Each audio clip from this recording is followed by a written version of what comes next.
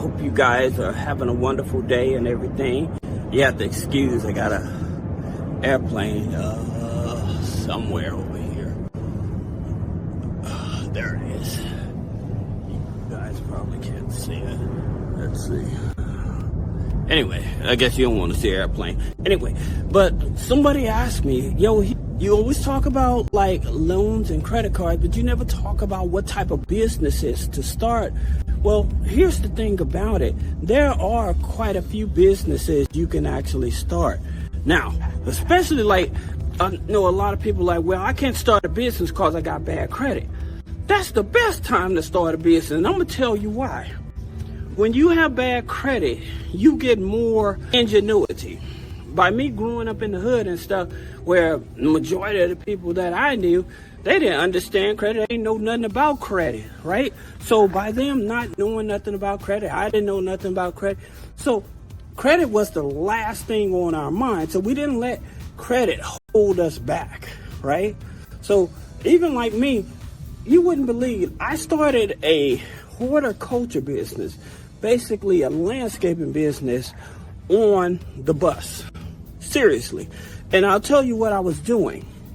I would go out to the rich communities. I stayed in St. Louis, so I would go out to the rich communities. And I would hire my services out to pull up the weeds out of their flower beds and stuff like that, right? So to them, they're like, I got a black guy to work on my property or whatever. So word got around this black guy was coming out, pulling up weeds and stuff like that. The thing about it, I was charging $20 an hour for 8 hours. That's right, when I was in college. Now, remember, I was on a bus. I didn't have reliable transportation. So, like I said, ingenuity. You know, I was going where I know that people didn't have time to be pulling weeds out of their flower beds and stuff.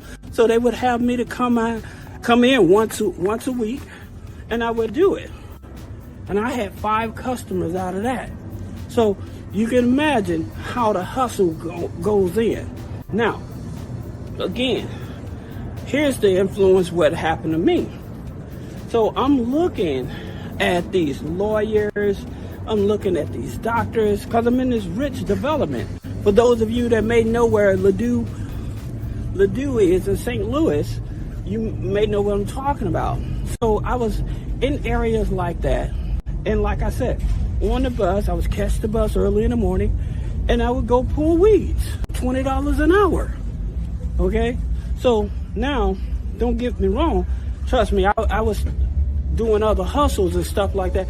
But again, when I couldn't find a regular job, I would do things like that. Now, some people may look down on that, saying I wouldn't be pulling up nobody weeds. But think about it. If somebody paying you $20 an hour and it's real work, then why wouldn't you do it, right? So, again, one of the ladies, she started teaching me about like stocks and stuff, and she started buying me little books and stuff about economics and stocks and stuff like that, right? So then when she did that, I would take my time and I would read these books and stuff. But what it was, she didn't think that I would take heed to the material.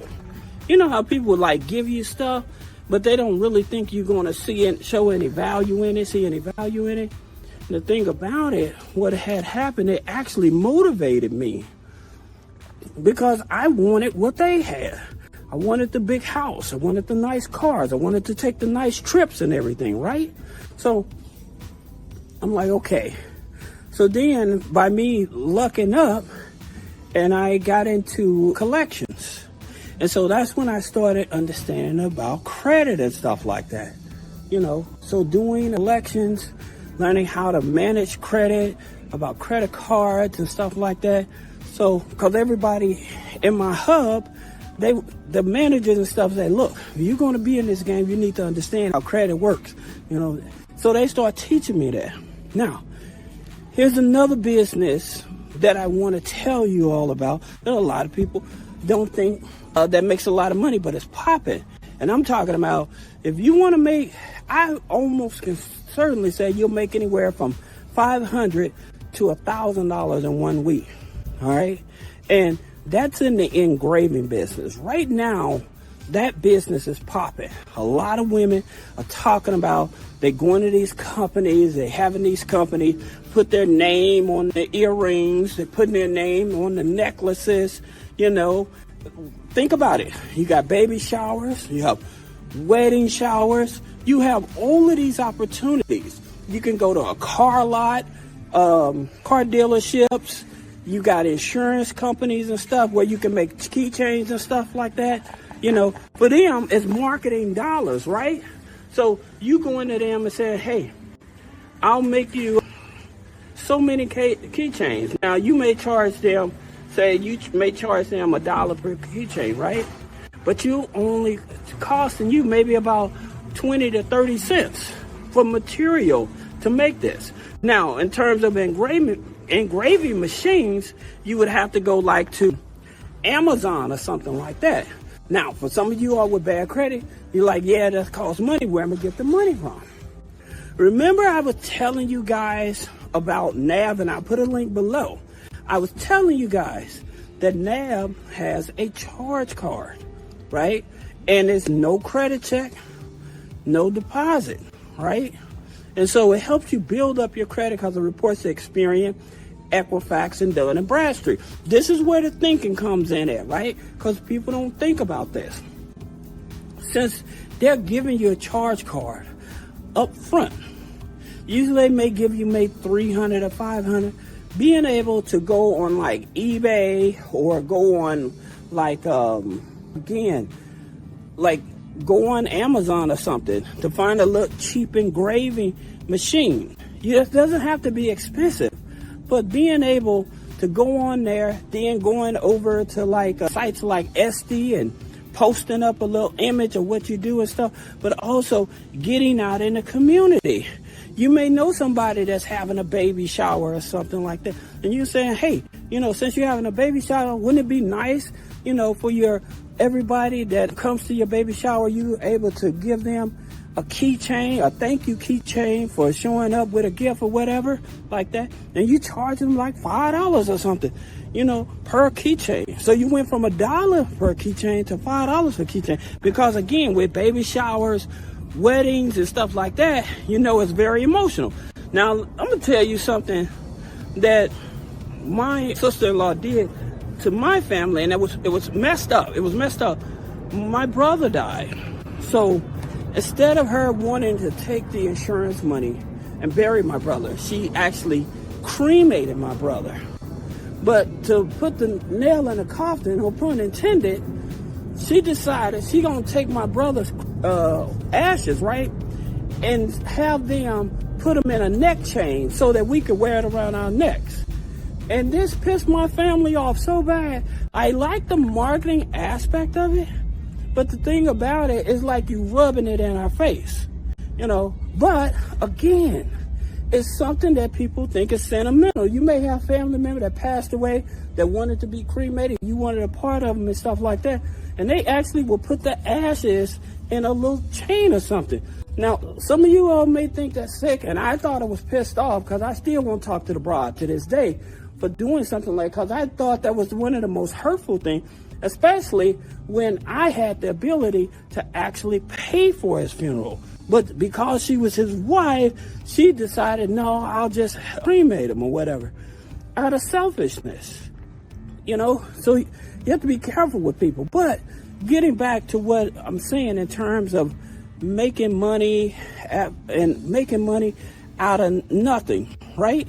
So, like I said, using that NAB card, being able to, you may use that NAB card, you may go on eBay or Amazon or Home Depot or somewhere like that, and buy a mystery box. Out of that mystery box, then you may find a few items that you're able to resell and things of that nature. Or you may be able to go to like a pawn shop with that credit card and buy like a pressure washer, okay? Buy like a pressure washer, and then with that pressure washer, what you're able to do is go around the houses, and especially this time of year, the holiday season and stuff like that, and ask people, hey, would you like your house sprayed down, your driveway sprayed down, things like that, or even the trash cans. People don't realize this. Cleaning people's trash can, that's big money, because people know that trash cans are disgusting. They don't want to do it themselves, right? So you having a pressure washer and stuff like that, being able to go and say, hey, I'll wash your trash can, $5 per trash can, or $7.50 or something like that, you know, per trash can or whatever. You'll be amazed at how many people, if you get at least one or two people, even if you go to one house and say, hey, I'm just trying to do a demo, I want to wash your trash can out for free, right?